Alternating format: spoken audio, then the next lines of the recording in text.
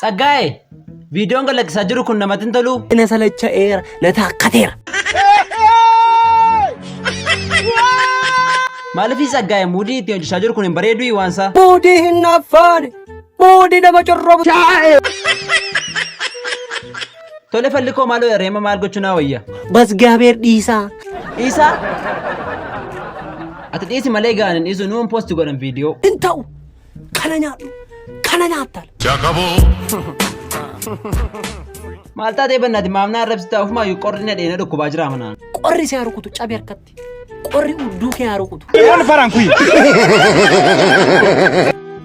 Lukti kee haa cabu.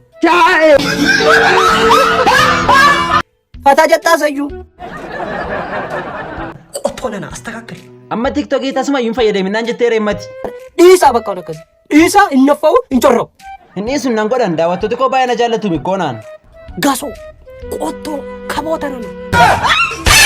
Ayoodima. Dhugi bishaan keela. Bageetaa biyyeessuusin astakaakali ante astakaakali astakaakalta. Maaliif na arrabsitaa bishaan dhugina hin jennee tamma? Nunas tokkoriin nunas foggoriin. Mee waanuma fedheefu viidiyoo kun laayikii mee argachuu qabaa Saggaa'e? Miliyoona 10 fi